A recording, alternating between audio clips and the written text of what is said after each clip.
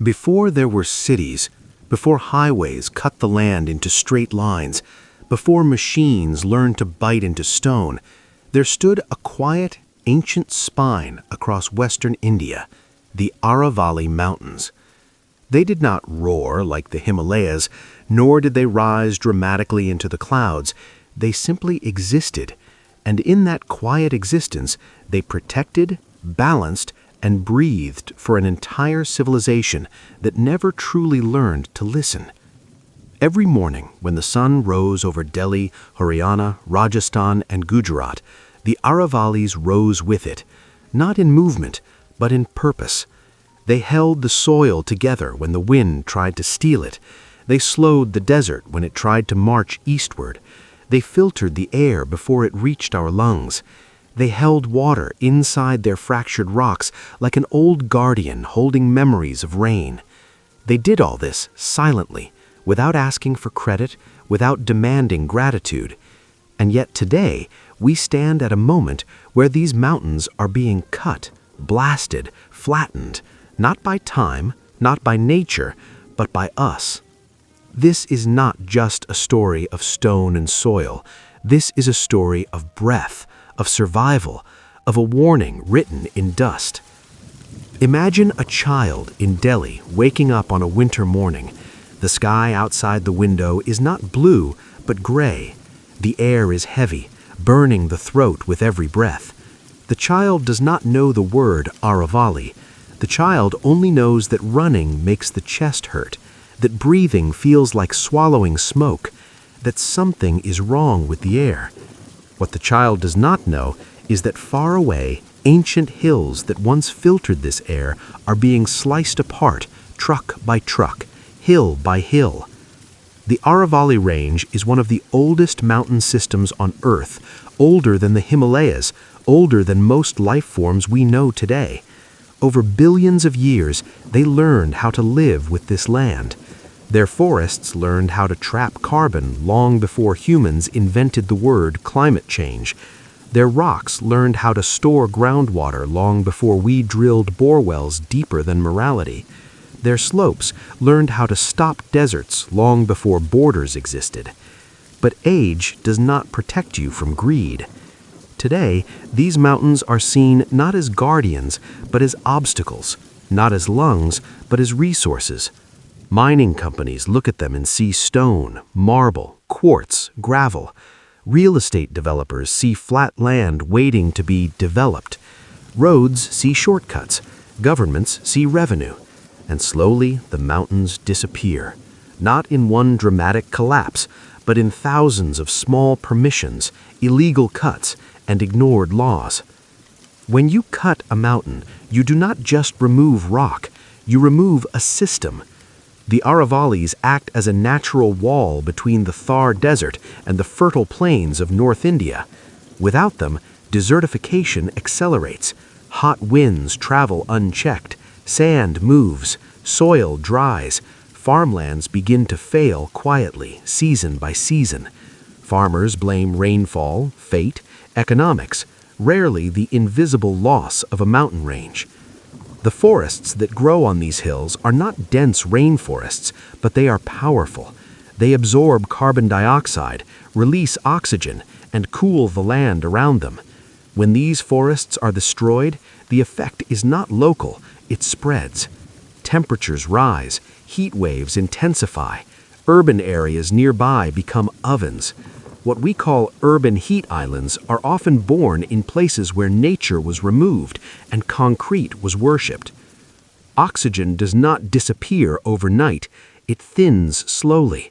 Air becomes heavier, dirtier, more toxic. Respiratory diseases rise, asthma becomes common. Elderly people struggle. Children grow up thinking inhalers are normal. Hospitals fill quietly, while mountains vanish quietly too. Groundwater is another silent victim. The Aravalli rocks are fractured and porous. Rainwater seeps into them, stored naturally, slowly released into aquifers that feed wells, lakes, and rivers. When these rocks are blasted from mining, this storage system collapses. Water no longer stays underground. It runs off, wasted. Bore wells dry up, rivers become seasonal ghosts, cities dig deeper, stealing water from the future to survive the present.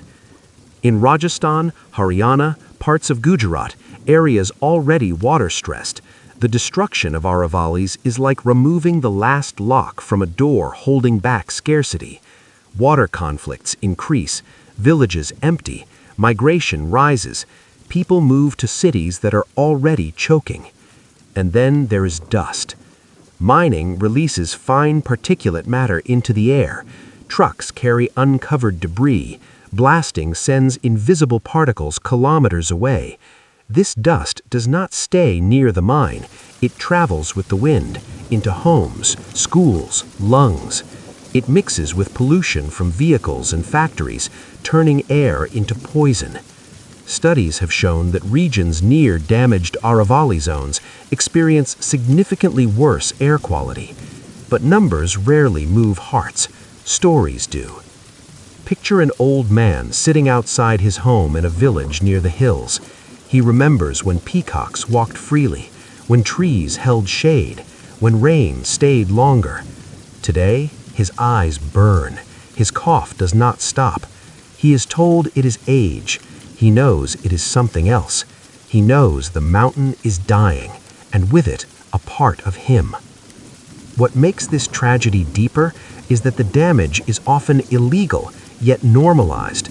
Protected zones are violated, court orders are bypassed, reports are delayed, accountability dissolves. The mountain has no voice, no vote, no courtroom presence, and so it loses. India speaks proudly about development, growth, global leadership, but what kind of progress is it that destroys the very systems that keep us alive? What kind of future is built by borrowing air, water, and health from generations yet unborn? The Aravallis do not ask us to stop development. They ask us to understand limits, to respect balance, to recognize that some things are not replaceable. You can rebuild a road. You can relocate a factory. You cannot recreate a mountain range that took billions of years to form. If the Aravallis disappear, the impact will not be confined to maps or textbooks. It will be felt in every breath taken in North India, in every drop of water fought over, in every summer that becomes unbearable, in every child who grows up under a gray sky and thinks this is normal. This is only the beginning of the story. In the next part, we will follow what happens after the mountains are cut, how the damage spreads silently across states, cities, climate systems, and human lives, and why reversing this loss is far harder than preventing it. Because when a mountain falls, it does not fall alone. It takes us with it, slowly, quietly, and completely.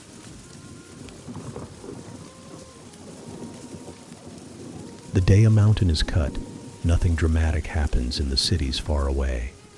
There is no earthquake, no alarm, no headline big enough. Life continues, traffic moves, offices open, children go to school. And that is exactly why the destruction of the Aravallis is so dangerous, because its consequences do not arrive like a storm. They arrive like a slow poison. When the first layer of the Aravalli Hills is blasted open for mining, the land screams in a language humans no longer understand. Rocks that once held rainwater for decades are shattered in seconds. Forest roots that took generations to bind the soil are ripped out by machines that work day and night. What remains is exposed earth, dry, loose, and vulnerable. And from that moment, the damage begins to move. The wind does not respect boundaries. It does not care about state borders or city limits. The dust released from the broken hills rises into the air and travels into nearby villages first, then towns, and eventually megacities. This dust mixes with industrial smoke, vehicle emissions, construction debris, and crop-burning fumes. The result is a toxic cocktail that hangs in the atmosphere especially during winters. This is how a destroyed mountain in Rajasthan becomes a breathing problem in Delhi. Doctors in North India have observed a steady rise in respiratory illnesses, asthma, bronchitis, chronic cough, reduced lung capacity. But very few patients connect their suffering to a mountain hundreds of kilometers away.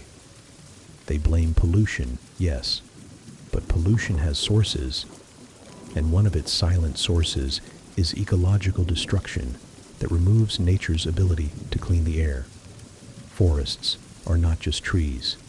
They are living air filters. When the vegetation on the Aravallis disappears, carbon dioxide levels rise, oxygen output falls, and heat gets trapped near the surface.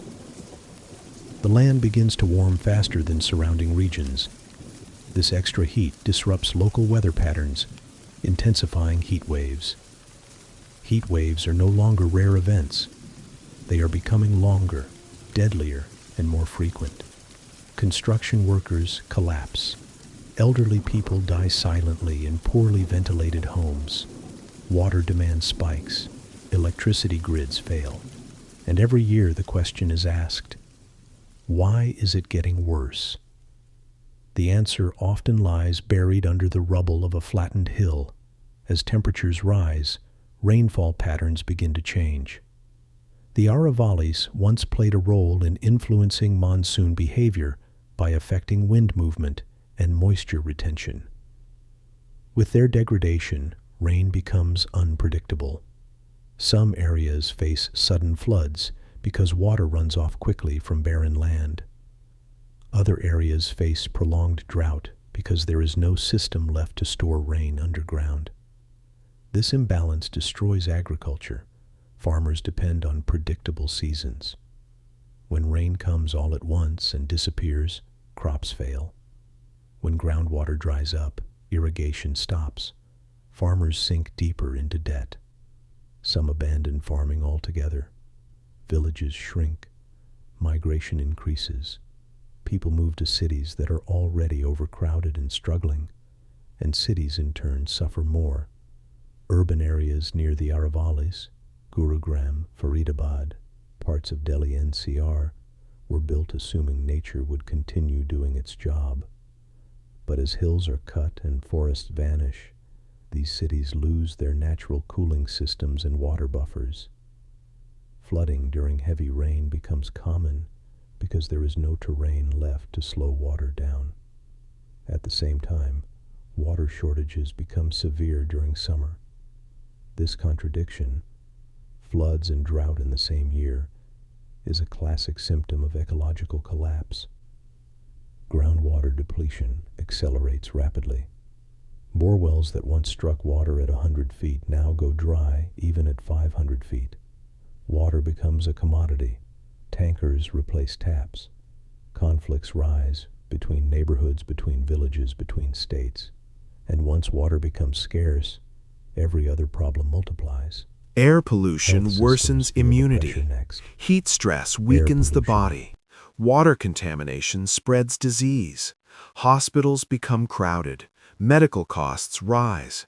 Poor families suffer the most because they live closer to polluted zones, lack air filtration, and cannot afford long-term treatment. Environmental damage does not affect everyone equally. It punishes the vulnerable first. Wildlife disappears quietly. The Aravallis were home to leopards, hyenas, jackals, birds, reptiles, insects, entire ecosystems that maintained balance. When their habitat is destroyed, animals either die or move closer to human settlements. Human-wildlife conflict increases. Animals are labeled as threats. Forests shrink further. A vicious cycle begins. But perhaps the most dangerous loss is invisible. When children grow up without forests, without clean air, without birdsong, their sense of normal changes. They stop imagining green futures. They accept polluted skies as reality. And a society that stops imagining better becomes easy to control, easy to exploit, and easy to mislead. The destruction of the Aravallis is not just an environmental issue. It is a social issue, an economic issue, a health issue, a moral issue. It reveals how disconnected modern development has become from survival. We measure growth in GDP, not in breathable air. We count profits, not pulse rates. We celebrate infrastructure even when it is built on ecological graves. And the tragedy is that much of this destruction is preventable. Laws exist, court orders exist, scientific reports exist. What is missing is collective urgency. What is missing is public pressure strong enough to force protection. What is missing is a story powerful enough to connect a mountain's death to a child's breath. That is why this story matters. Because if the Aravallis continue to fall, the damage will not stop at climate, health, or water. It will reshape India's future, its economy, its migration patterns, its social stability. In the next part, we will confront a hard truth: how the loss of the Aravallis directly threatens India's long-term survival, economic security, and human dignity, and who pays the real price. This is not nature versus development. This is life versus ignorance, and time is running out. The destruction of the Aravalli Mountains is often discussed as if it were an environmental issue alone, a concern for activists, scientists, or wildlife lovers. But the truth is far more unsettling. What is being lost is not just nature. What is being traded away is India's future stability, economic resilience, and human dignity. And like most bad deals, the real cost is hidden. When the Aravallis disappear, the first visible collapse is ecological, but the deeper collapse is economic. Natural systems are free services. Clean air costs nothing when forests exist. Water storage costs nothing when mountains remain intact. Temperature regulation costs nothing when green cover survives. The moment these systems are destroyed, humans are forced to replace them, artificially, expensively, and imperfectly. Air purifiers replace trees, water tankers replace aquifers, concrete flood channels replace natural slopes, hospitals replace fresh air.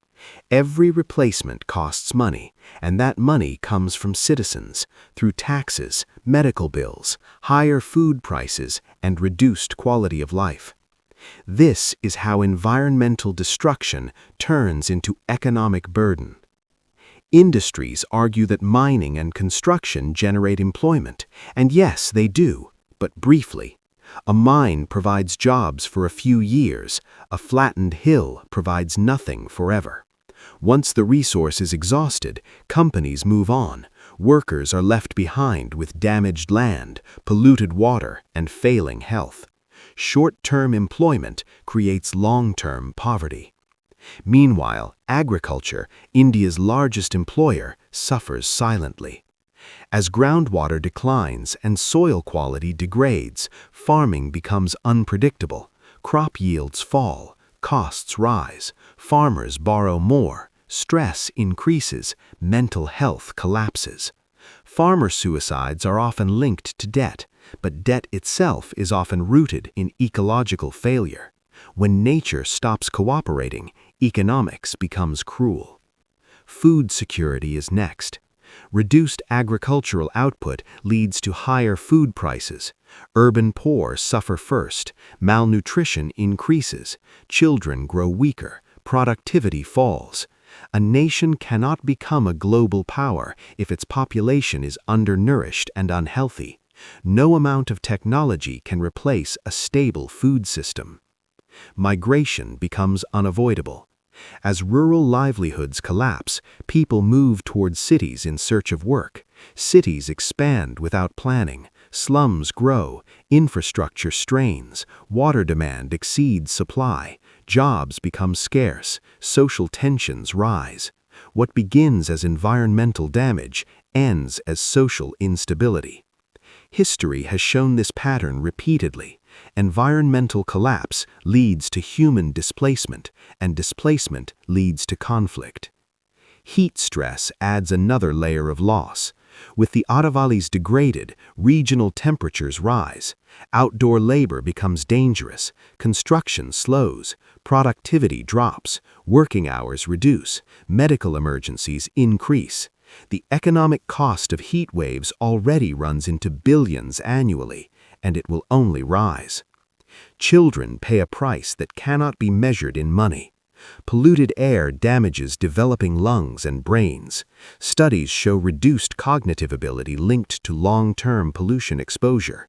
This means a future workforce that is less healthy, less productive, and more burdened by disease. A nation that poisons its children's air is silently sabotaging its own progress. Women suffer disproportionately. In water-scarce regions, women walk farther for water. Their health deteriorates, girls drop out of school, early marriages increase. Environmental damage deepens gender inequality, quietly, systematically. And then there is governance. When natural resources collapse, governments are forced into crisis management mode. Instead of investing in education, innovation, or healthcare, money is spent on emergency relief, drought aid, flood compensation, pollution control. Development becomes reactive, not visionary. The Aravallis once acted as a buffer, absorbing shocks before they reached human systems. Without them, every climate event becomes a disaster.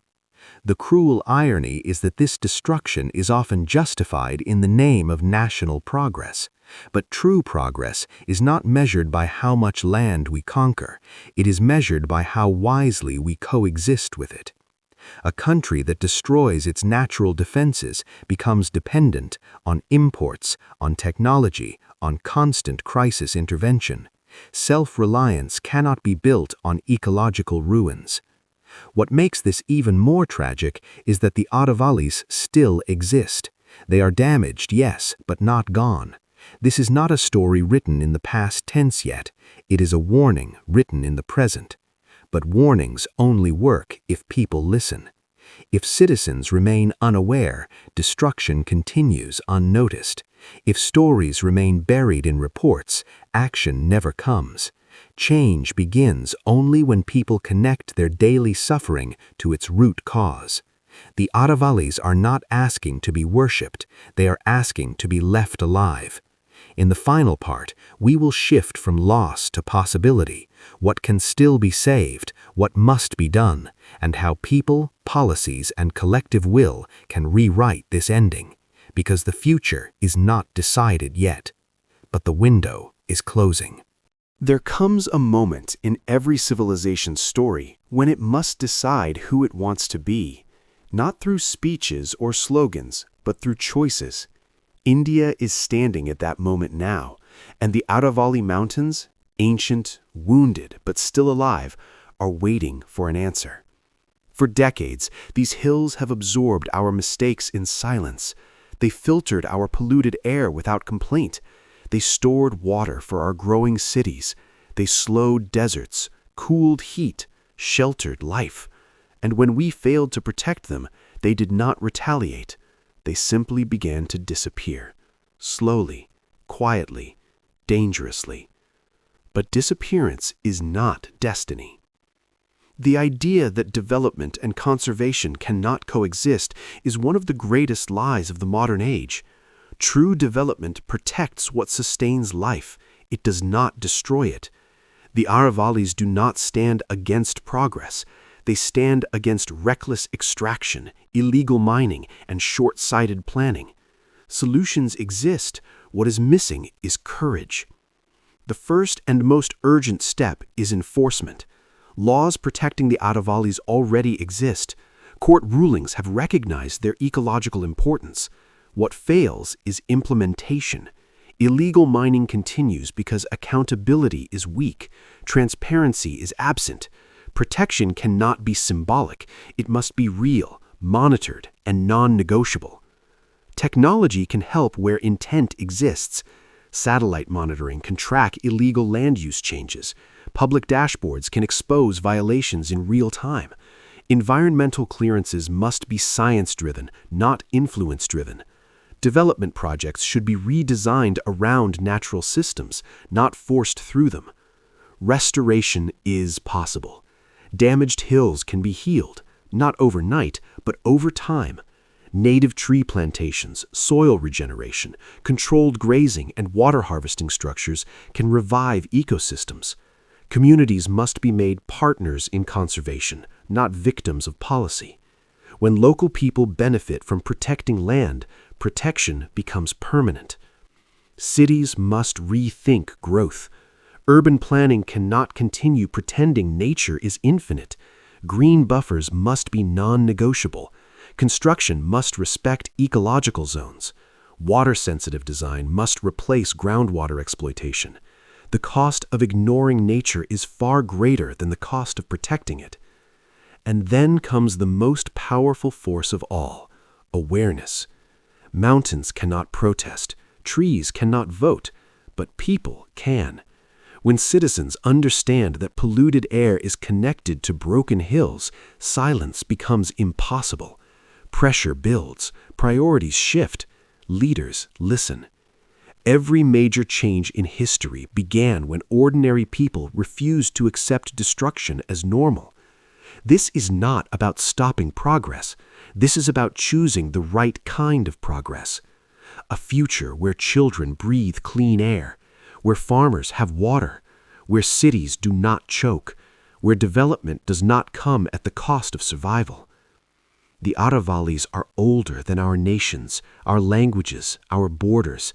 They will outlive us if we let them. But if they fall completely, they will take something irreplaceable with them, our balance. The question is no longer, why are the Aravallis being cut? The question is, why are we allowing it?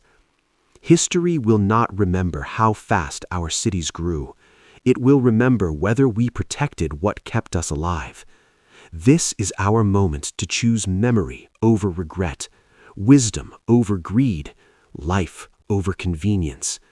Because once the last mountain falls, no apology will bring it back, and the air will remember what we forgot.